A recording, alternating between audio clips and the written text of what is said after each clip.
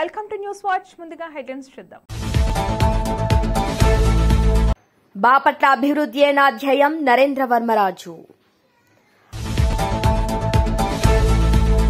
అసాంఘిక కార్యకలాపాలు చేసేవారికి డ్రోన్ కెమెరాతో చెక్. పల్నాడు జిల్లాలో అకాల వర్షం, తడిసిన ధాన్యం. స్కూల్లో అగ్ని ప్రమాదంలో చిక్కుకున్న శ్రీ పవన్ కళ్యాణ్ గారి చిన్న కుమారుడు మార్క్ శంకర్.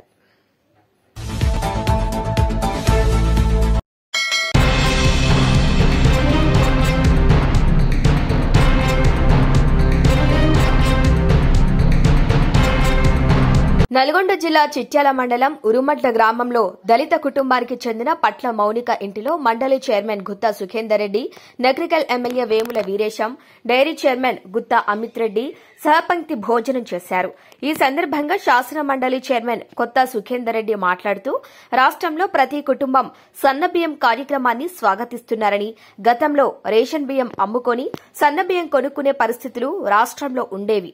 కానీ కాంగ్రెస్ ప్రభుత్వం ఏర్పడిన తర్వాత ప్రతి లబ్దిదారుడికి 6 కిలోల సన్నబియ్యం అందించడం అభినందనీయమన్నారు.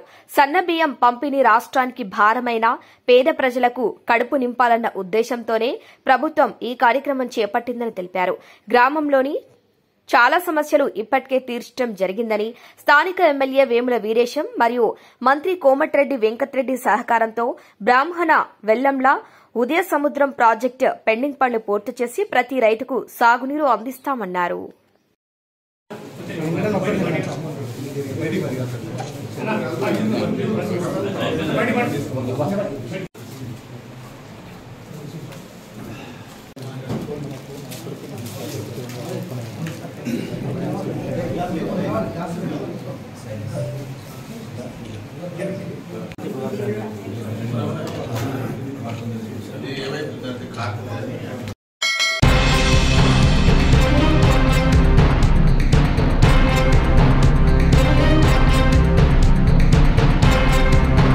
పల్నాడు జిల్లాలో గత రాత్రి కురిసిన అకాల వర్షాలకు ధాన్యం తడిసి ముద్దైంది.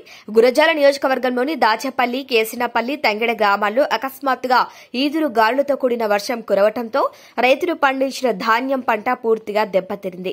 దీంతో వివిధ గ్రామాల నుంచి వచ్చే రైతులు వరి కోతలు కోయించిన ధాన్యాన్ని అమ్ముకోవడానికి దాచేపల్లి వ్యవసాయ మార్కెట్ యార్డుకు తీసుకువచ్చి తేమ సైతం పోవటానికి ఆరబెట్టారు. వందలాది ఎకరాల్లో ఆరుగాలం పండించి తెచ్చిన ధాన్యం తడిసిపోవడంతో రైతులు కన్నీరు మున్నీరవుతున్నారు. ప్రభుత్వం వెంటనే తడిసిన ధాన్యాన్ని కొనుగోలు చేయాలని కోరుతున్నారు.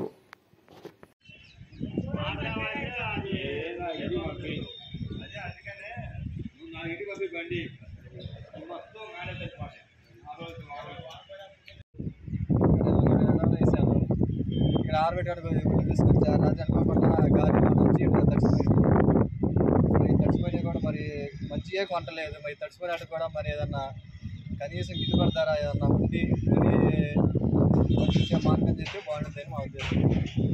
వ్యవసాయ అధికారులు ఎవరైనా వచ్చారా? ఎవరు రాలేదండి ఇంతవరకు అసలు.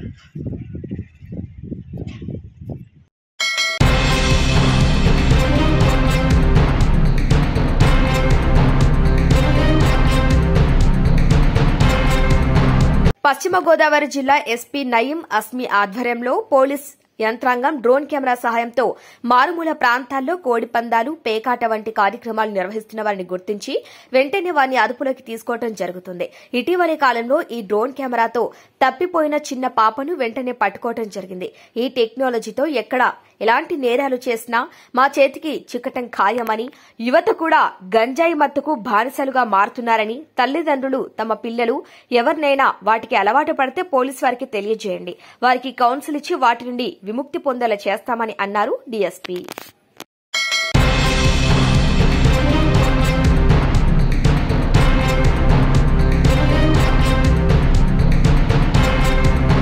రాష్ట్ర ఉప ముఖ్యమంత్రి పవన్ కళ్యాణ్ చిన్న కుమారుడు మార్క్ శంకర్ సింగపూర్లో చోటు చేసుకున్న అగ్ని ప్రమాదంలో చిక్కుకున్నాడు. మార్క్ శంకర్ చదువుకుంటున్న స్కూల్లో అగ్ని ప్రమాదం జరిగింది. ఈ ప్రమాదంలో చేతులు కాళ్లకు గాయాలయ్యాయి. అదేవిధంగా ఊపిరితిత్తుల్లోకి పొగ వెళ్లిపోవడంతో ఇబ్బందులకు లోనయ్యాడు. మార్క్ శంకర్ ను ఆసుపత్రికి తరలించి వైద్యం అందిస్తున్నారు. ప్రస్తుతం అల్లూరి సీతారామరాజు జిల్లా పర్యటనలో ఉన్న శ్రీ పవన్ కళ్యాణ్ కి ఈ విషయం తెలిసింది. ఇక పర్యటన నిలుపుదల చేసి సింగపూర్ వెళ్లాలని అధికారులు నాయకులు సూచించారు. అరకు సమీపంలోని కురిడి గ్రామం సందర్శిస్తానని, ఆ గ్రామ గిరిజనులకు నిన్న మాటిచ్చానని, కాబట్టి ఆ గ్రామం వెళ్లి వారితో మాట్లాడి అక్కడి సమస్యలు తెలుసుకుంటానని పవన్ కళ్యాణ్ స్పష్టం చేశారు. అదేవిధంగా అభివృద్ది కార్యక్రమాలు ప్రారంభానికి ఏర్పాట్లు చేసినందున వాటిని పూర్తి చేసి వెళ్తానని తెలిపారు.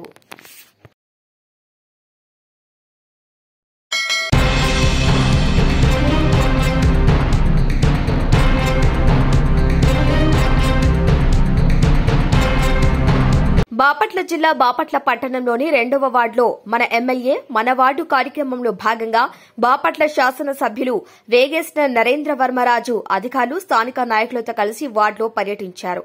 ఈ పర్యటనలో వార్డులోని ఇంటింటికి తిరుగుతూ వార్డులోనే ప్రజల సమస్యలను అడిగి తెలుసుకుని వెంటనే అధికారుల దృష్టికి తీసుకువెళ్లి ఈ సమస్యలను ఒక వారంలోగా పరిష్కరించాలని అధికారులను ఆదేశించారు. ఎక్కడైనా అధికారులు అలసత్వం వహిస్తే వారిపై ప్రభుత్వం చర్యలు తీసుకుంటుందని అధికారులను ఎమ్మెల్యే హెచ్చరించారు. వార్డులోని సమస్యలను ఎమ్మెల్యేకు గాని సంబంధిత అధికారులకు గాని తెలియజేస్తే వెంటనే పరిష్కరించే దిశగా ప్రయత్నాలు చేస్తానని శాసనసభ్యులు వేగేశ్న నరేంద్ర వర్మ ప్రజలతో అన్నారు. ఆనరబుల్ సీఎం నారా చంద్రబాబు నాయుడు గారు ప్రతి వార్డులో సమస్యల మీద పరిష్కారం చేయాలి. ఆ సమస్య ఎటువంటిదైనా షార్ట్ టర్మ్, లాంగ్ టర్మ్ అంటూ పెట్టుకుని సమస్యల మీద పరిష్కారం చేసే విధంగా మన వార్డు మన ఎమ్మెల్యే కార్యక్రమం నిర్వహిస్తున్నాం. Town party president Gollapalli Srinu గారి ఆధ్వర్యంలో, అలాగే ఎక్కడికక్కడ లోకల్ నాయకులతో ఈ కార్యక్రమం నిర్వహిస్తాం. నీళ్లు ఎవరన్నా రావట్లేదు అనే సమస్యలు ఎదురవుతున్నాయి. అలాగే దోమలు ఎక్కువ ఉన్నాయి, మురికి కాలువలో సరిగ్గా పారట్లేదు అనే సమస్యలు ఎదురవుతున్నాయి. అట్లాగే రోడ్లు ఖాళీగా ఉన్న ప్లేసుల్లో మొక్కలు ఉండి పాములు తిరుగుతున్నాయి. మాకు ఆ ఖాళీ ప్లేసులు శుభ్రం చేయించే ప్రక్రియ చేపట్టాలని ప్రజల నుంచి ఫిర్యాదులు అందుతున్నాయి. అట్లాగే స్వచ్ఛమైన వాటర్ కూడా ఒక్కోసారి అందట్లేదు. పైపులు చిల్లులు పడి కొంచెం ఇబ్బందులు ఎదుర్కొంటున్నామనే విషయం కూడా తెలియజేస్తూ ఉన్నారు. ఇవన్నీ ఒక ఎత్తు అయితే, వీటితో పాటు పెన్షన్లు రాని వాళ్ళు కానీ, విడో పెన్షన్లు కానీ, భర్త చనిపోయి ట్రాన్స్ఫర్ అవడంలో ఉద్యోగుల అలసత్వం కానీ, ఇవన్నీ కూడా వాళ్ళ హక్కుల్ని రెగ్యులర్ చేసే విధంగా అది కూడా ఒక సమస్యగా పరిగణించి ఆ పని కూడా పూర్తి చేస్తున్నాం. ఇలా మన వార్డు మన ఎమ్మెల్యే అనే కార్యక్రమం విజయవంతంగా ప్రజల క్షేమం కోసం, ప్రజా పాలన కోసం, ప్రజా ప్రభుత్వం చంద్రన్న నేతృత్వంలో మేమందరం కూడా సైనికుల్లాగా పనిచేస్తున్నాం. ఈ కూటమి ప్రభుత్వం ఏర్పడిన పిదప ఈ చిన్న కార్యక్రమంలో కూడా జనసేన నాయకులు పాలుపంచుకుంటున్నారు. భారతీయ జనతా పార్టీ కార్యకర్తలు నాయకులు పాలుపంచుకుంటున్నారు. తెలుగుదేశం మహిళలు, తెలుగుదేశం యూత్ కూడా ఈ కార్యక్రమంలో పాలుపంచుకుంటున్నారు. ఇలా వార్డు ప్రెసిడెంట్లు, అలాగే వార్డు ఎక్స్ కౌన్సిలర్లు వీళ్ళందరూ కూడా కార్యక్రమంలో పాలుపంచుకుంటూ ఉన్నారు. ఈ కార్యక్రమం నిరంతరంగా వారానికి ఒక రోజు మేము వెళ్ళి చూస్తాం. ముందులా డిక్లేర్ చేసిన వలన మున్సిపాలిటీ వాళ్ళు కూడా ముందస్తుగా చేయాల్సిన పనులు చేస్తున్నారు. కొన్ని సైడ్ కాలువలు కూడా లేకపోతే నిర్మించడం కోసం మున్సిపాలిటీలో ఎంత ఫండ్ ఉంది, దానికి ఏం చేయాలి అనే విషయం మీద కూడా మనం ముందుకెళ్తున్నాం. ఇలా ఎన్నో కార్యక్రమాలు ఈ మన వార్డు మన ఎమ్మెల్యే ద్వారా శ్రీకారం చుట్టడమే కాకుండా ఒక మంచి బాపట్ల పట్టణాన్ని జిల్లా హెడ్ క్వార్టర్గా ఉన్న దీన్ని ఒక నీటుగా అందంగా తీర్చిదిద్దాల్సిన బాధ్యత మన ప్రజలందరి మీద ఉంది, అధికారుల మీద ఉంది. అలాగే ఈ ప్రాంత ప్రతినిధిగా ఎమ్మెల్యేగా ఎన్నుకున్నందువలన వీళ్ళందరినీ నేను నడిపిస్తూ వాళ్ళతో కలిసి నడుస్తూ ఈ కార్యక్రమాలు శ్రీకారం చుట్టాం. దీనికి అపురూపమైన స్పందన వచ్చే విధంగా మా నాయకులందరూ కూడా కలిసికట్టుగా ప్రయాణం చేస్తున్నారు. అందరికీ ఈ సందర్భంగా కూటమి నాయకులందరికీ, ప్రజలకు కూడా ప్రత్యేకమైన ధన్యవాదాలు తెలియజేస్తున్నాను. Thank you.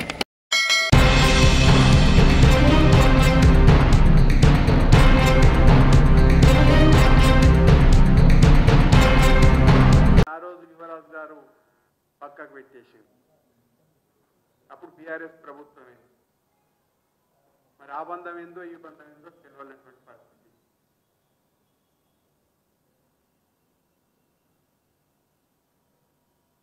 రేవంత్ రెడ్డి గారు అధికారం ముఖ్యమంత్రి అయ్యిండు. ఇప్పుడు ప్రతిపక్షంలో మన యువరాజు ఉన్నాడు. ఇప్పుడు ఈయన ఏం చేస్తున్నాడు? టెలిఫోన్ ట్యాపింగ్ కేసు సిబిఐకి ఇవ్వాలి అంటే లేదు లేదు మేమే మునగల్లం మేమే చేస్తామన్నది ఇప్పటివరకు ఏం తెలియలేదు. ఇప్పటివరకు ఎవరిని కూడా ఇబ్బంది కలిగించలేదు. ప్రతిపక్షంలో ఉన్నప్పుడు మాననీయ ముఖ్యమంత్రి రేవంత్ రెడ్డి గారు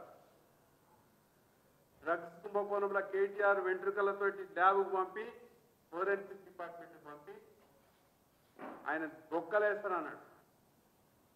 వెంట్రుకలు ఎట్టుపోయినాయో ఫోరెన్సిక్ డిపార్ట్మెంట్ ఎట్టుపోయిందో ఆ కేసు ఎట్టుపోయిందో ఇప్పటి వరకు ఏమీ లేదు. దాని ఊసే లేదు. దాని గురించి ఆలోచన చేసేదే లేదు. ఇవన్నీ చూస్తే ఏమనిపిస్తుందంటే పేపర్లలో మాత్రమే కుస్తీ పడతారేమో, చీకట్లా దోస్తాన చేస్తారేమో అని చెప్పేసి అనిపిస్తాను. తెలంగాణను భూముల వ్యవహారం కావచ్చు, రకరకాల వ్యవహారాలలో వంతులేసుకొని దోచుకుంటున్నటువంటి వ్యక్తులు ఎవరైనా ఉంటే వాళ్ళు కేటీఆర్ తర్వాత రేవంత్ అనేటువంటి విషయం ఈ చర్యల ద్వారా స్పష్టమవుతా ఉంది. ఇద్దరు కలిసి రాష్ట్రాన్ని దోచుకుంటా ఉన్నారు. కేటీఆర్ జైలుకు పోకుండా ఆపుతున్నది, కాపాడుతున్నది రేవంత్ రెడ్డి గారు. ఇవాళ చెన్నై డీలిమిటేషన్ మీటింగ్కు చెట్ట పట్టాలు వేసుకుంటూ పోయిన వాళ్ళు ఎవరు? కేటీఆర్ రేవంత్ గారా? హైదరాబాద్లో జరగబోయే మీటింగ్కు రాబోయే కాలంలో మళ్ళీ ఇద్దరు చెట్ట పట్టాలు వేసుకుని ఒకటే తీర్మానం మీద సంతకాలు పెట్టరా? నిన్న జరిగింది ఒక్కోడు పార్లమెంట్లో రాజ్యసభలో కాంగ్రెస్ తోటి కలిసి కేటీఆర్ రేవంత్ ఇద్దరు ఒకటే సంతకం పెట్టింది, అపోజ్ చేసింది నిజం కదా? వాళ్ళ మైత్రి అబద్ధమా? హైదరాబాద్ ఎమ్మెల్సీ ఎన్నికలలో మజ్లీస్కు డైరెక్ట్గా ఇండైరెక్ట్గా కూడా వలుపుకొని సపోర్ట్ చేస్తున్నటువంటిది కేటీఆర్ రేవంత్ కాదా? గ్రాడ్యుయేట్ ఎన్నికల మొన్న జరిగినాయి టీచర్ ఎమ్మెల్సీ ఎన్నికలలో రేవంత్ రెడ్డిని కాపాడేందుకు కేటీఆర్ విశ్వ ప్రయత్నం చేసి అభ్యర్థినే దించకుండా బీజేపీని ఓడించాలని ప్రయత్నం చేయలేదా? తెలంగాణ ప్రజలు ఓటమి దాకా తీసుకుపోయి బుద్ధి చెప్పినా ఇంకా కేటీఆర్కు గుణం మాత్రం మారన్నటువంటి పరిస్థితి కనపడతా ఉంది. ఇద్దరు ఏకమై బీజేపీని దెబ్బతీసేందుకు ఇద్దరు లోపాయకారిగా ఒప్పందమై చీకటి ఒప్పందం నిజం చేసుకుంటున్నటువంటి విషయం కాదా? ఈ మధ్య ఇది మన యొక్క సెంట్రల్ యూనివర్సిటీ ల్యాండ్స్ విషయంలో ఏం మాట్లాడుతున్నారు? ఇద్దరు కేటీఆర్ ఎక్కడన్నా దీని విషయంలో కొట్లాడిందా? దాని మధ్యలో దారేసింది కేటీఆర్ బీఆర్ఎస్ పార్టీ కదా? ఒకప్పుడు మళ్ళీ ఈ మధ్యకాలంలో మనకొకటి విషయం స్పష్టంగా కనపడతా ఉంది. Kancha Gachibowli land mortgaged to raise rupees 10,000 crores. If SC declares it forest land, loan has to be clear. ఇది పేపర్లో వచ్చినటువంటి వార్త. రేవంత్ రెడ్డి గారు కంచగచ్చిబౌలి 400 ఎకరాల భూమిని తాకట్టు పెట్టి ఆల్రెడీ బ్యాంక్ లోన్ 10,000 కోట్లు తీసుకున్న విషయం పత్రికలో వచ్చింది. దీని విషయంలో వెంటనే రాష్ట్ర ప్రభుత్వం తెలంగాణ ప్రజలకు సమాధానం చెప్పాలని చెప్పేసి భారతీయ జనతా పార్టీ డిమాండ్ చేస్తూ ఉంది. ఇప్పటి వరకు మేము కంచె గచ్చిబౌలిని ఇంకా ఏం చేయలేదని చెప్పేసి మాట్లాడినాం. మంత్రుల కమిటీ వేసి ఇవాళ తప్పించుకునేటువంటి ప్రయత్నం చేస్తూ ఉన్నాం. వాస్తవానికి పేపర్లో వచ్చింది 10,000 కోట్లు ఆల్రెడీ ఒక బ్యాంక్ నుంచి రుణం తీసుకున్నాడు. ఒకవేళ సుప్రీంకోర్టు కనుక ఫారెస్ట్ ల్యాండ్ అని డిక్లేర్ చేస్తే ఈ 10,000 కోట్లు ఎక్కడి నుంచి తెచ్చిస్తాడు? ఈ 10,000 కోట్లు తీసుకుంటేందుకు కూడా ఒక బ్రోకర్కు 100 కోట్లు ఇచ్చినామనేటువంటి విషయం కూడా వార్తలు వస్తూ ఉన్నాయి. దానికి కూడా సమాధానం చెప్పాలని చెప్పేసి భారతీయ జనతా పార్టీగా డిమాండ్ చేస్తాం. దాన్ని కప్పిపుచ్చుకుంటందుకే ఇవాళ రకరకాల విన్యాసాలు చేసి విద్యార్థులతోటి, విద్యార్థి సంఘాలతోటి, మేధావులతోటి మాట్లాడినట్టు చేసి దాన్ని మసిబూసి మారేడుగా చేసేటువంటి ప్రయత్నం చేస్తా ఉన్నాం. అదే ల్యాండ్ తీసుకుందాం అనుకున్నప్పుడు ముందే విద్యార్థి సంఘాలతో ఎందుకు మాట్లాడలే, మేధావులతో ఎందుకు మాట్లాడలే, పౌర సమాజంతో ఎందుకు మాట్లాడలే, వివిధ ప్రతిపక్షాలతో ఎందుకు మాట్లాడలే, విద్యార్థుల సంఘాలతోటి ఎందుకు మాట్లాడలే? కోర్టు, ప్రజలు, విద్యార్థులు కర్రు కలిసి వాత పెట్టినప్పుడే మళ్ళీ నీకు ఇవన్నీ గుర్తొస్తాయని చెప్పేసి మేము అడుగుతా ఉన్నాం. కాబట్టి ఇవాళ ఆ రోజు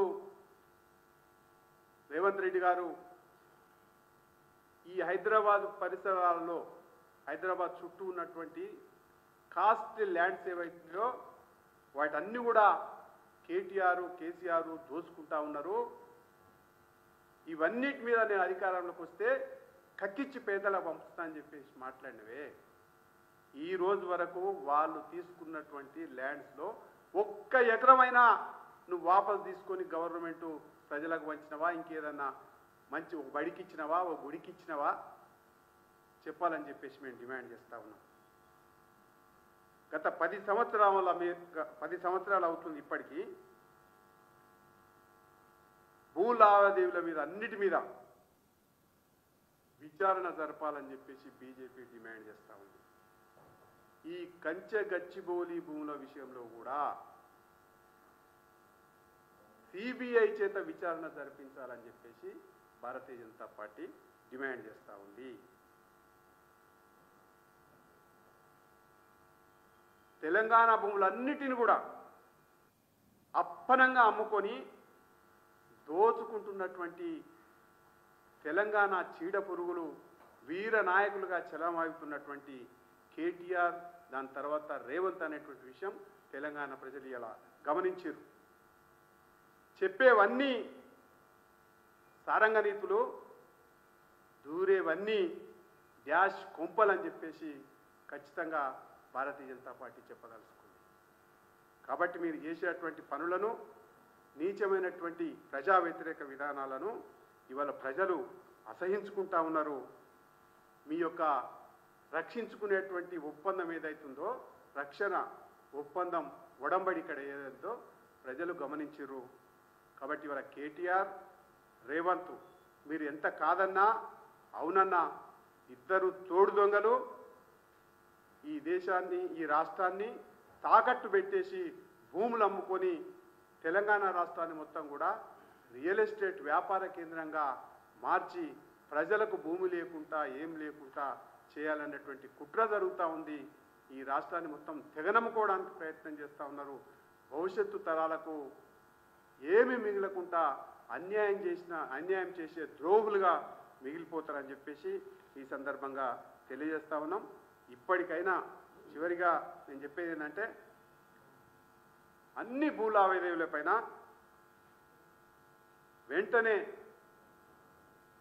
విచారణ జరిపించి తెలంగాణ ప్రజల యొక్క భూములను కాపాడాలని చెప్పేసి బీజేపీ డిమాండ్ చేస్తాం.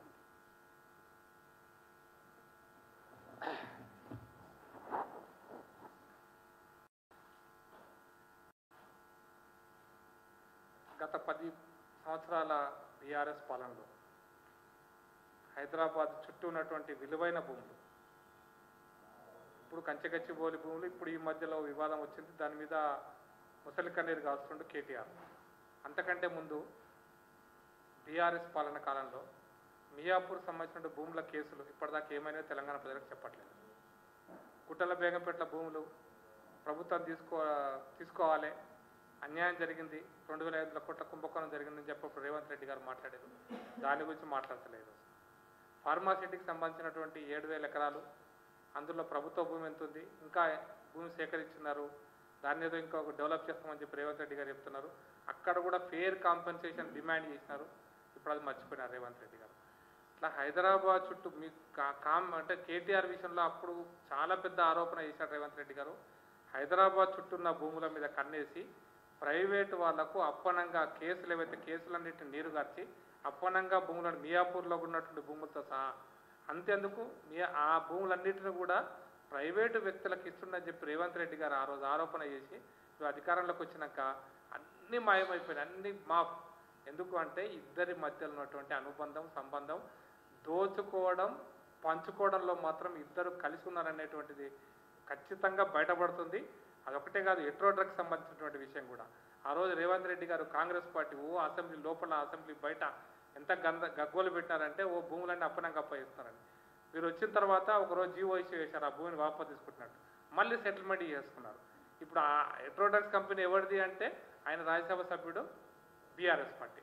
మళ్ళీ ఇప్పుడు రివైవ్ చేసి ఇచ్చింది ఎవరికి అంటే కాంగ్రెస్ పార్టీ వాళ్ళకు. అట్లాగే వేదాంత విషయంలో కూడా, వేదాంత ల్యాండ్ విషయంలో కూడా ఇదే పని. అప్పుడు రేవంత్ రెడ్డి గారు గగ్గోలు పెట్టిండు, ఇప్పుడు మళ్ళీ అప్పనంగా వదిలిపెట్టేసిండు. ఇది హైదరాబాద్ చుట్టూ ఉన్నటువంటి భూములన్నీ కూడా ఒకటే కాదు, ఈవెన్ మైనింగ్ విషయంలో కూడా అప్పటి ప్రభుత్వం చేసినటువంటి మైనింగ్ విషయంలో అప్పుడేదో ఇక 100 కోట్ల రూపాయల రాష్ట్రానికి నష్టం జరుగుతున్న ఆరోపణ చేసిండు. ఇప్పుడు అన్ని బారాకులు మాఫ్, ఏవి కూడా లేవు.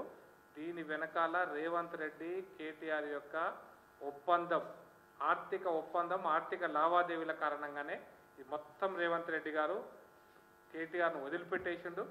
కొట్లాడంటే ఇప్పుడు WWF ఫైట్ లాగా, ఫైట్ లాగా నేను కొడతా చూడు, నువ్వు అర్థం చూడు. ఎందుకంటే ఈ దీంట్లో ఎక్కడ కూడా బీజేపీకి ఛాన్స్ ఇవ్వద్దు ఏ పోరాటంలో కూడా.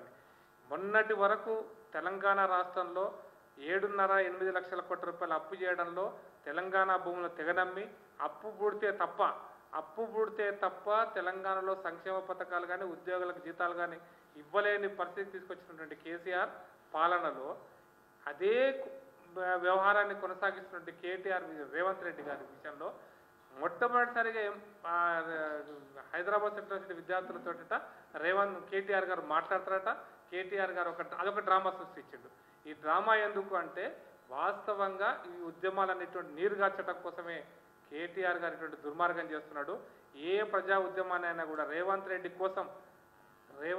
కోసమే ఉద్యమాన్ని నీరుగార్చే ప్రయత్నం చేస్తుంటాడు. ప్రజలు అడిగిన దాన్ని అన్నింటినీ కూడా ఫైట్ లాగా కొట్లాడినట్టు చేస్తాడు, యాక్షన్ చేస్తాడు, మేము పోరాటం చేస్తున్నామంటాడు, నీరుగార్చేస్తున్నాడు. ఈ మొత్తం వెనకాల, ఈ మొత్తం భూ కుంభకోణం వెనకాల లక్షల కోట్ల భూ కుంభకోణం ఉంది. గతంలో బీఆర్ఎస్ పార్టీ చేసిన భూ కుంభకోణం, దాని మీద ఖచ్చితంగా సిట్టింగ్ జడ్జితో కానీ సిబిఐ ఎంక్వైరీ కానీ నిజంగా రేవంత్ రెడ్డి చిత్తశుద్ధి ఉంటే ఎంక్వైరీ పెట్టాలని మేము డిమాండ్ చేస్తున్నాం. పెట్టకపోతే ఖచ్చితంగా నువ్వు కేటీఆర్ ఇద్దరు ఒకటే అని చెప్పి ప్రజలు అనుకుంటారు. రేవంత్ రెడ్డి గారు మీరు చిత్తశుద్ధి నిరూపించుకోవా, సమయం వచ్చింది. ఆ సమయం తెలంగాణ ప్రజలు కోరుకుంటున్నారు, తెలంగాణ ప్రజలు చూస్తున్నారు. అదొక్కటే కాదు, తెలంగాణ రాష్ట్రంలో కొత్త విద్యుత్ ప్రాజెక్టులు, యాదాద్రి విద్యుత్ ప్రాజెక్టులలో పెద్ద కుంభకోణం జరిగింది. మేము కూడా చెప్పినాం కుంభకోణం జరిగిందని. కుంభకోణం జరిగింది, దాంట్లో 1000 కోట్ల కుంభకోణం పైన ఉంది. దానికి కేటీఆర్ గారు, కేసీఆర్ గారు ప్రత్యక్షంగా దాంట్లో భాగస్వామి, వినోద్ రావు కూడా దాంట్లో భాగస్వామి అని చెప్పి మేము డైరెక్ట్గా చెప్పడం జరిగింది. ఇదే వేదిక మీద చెప్పినాం. దాని మీద ఎంక్వైరీ చేసినారు. దాన్ని ఎంక్వైరీ చేసి ఏడాది పొద్దు గడుస్తుంది, ఇప్పటిదాకా జరిగింది ఏం లేదు. కాళేశ్వరం ప్రాజెక్టు విషయంలో పెద్ద కుంభకోణం జరిగిందన్నారు. దాని మీద ఒక ఎంక్వైరీ కమిటీ వేసినారు. ఎంక్వైరీ కమిటీ నీరుగారుస్తున్నారు. ఎంక్వైరీల పేరుతోటి మొత్తం కేసీఆర్ పాలన జరిగినటువంటి మొత్తం అక్రమాలను, అవినీతిని నీరుగార్పించే ప్రయత్నం చేస్తారు. టెలిఫోన్ కుంభకోణం కావచ్చు, ఆఖరికి ఫార్మా. బులెటిన్ ముగించే ముందు హెడ్లైన్స్ మరొకసారి.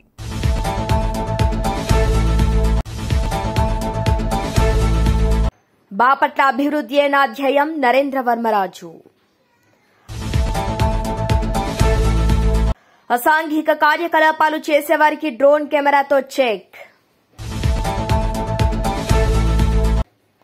పల్నాడు జిల్లాలో అకాల వర్షం, తడిసిన ధాన్యం. స్కూల్లో అగ్ని ప్రమాదంలో చిక్కుకున్న శ్రీ పవన్ కళ్యాణ్ గారి చిన్న కుమారుడు మార్క్ శంకర్.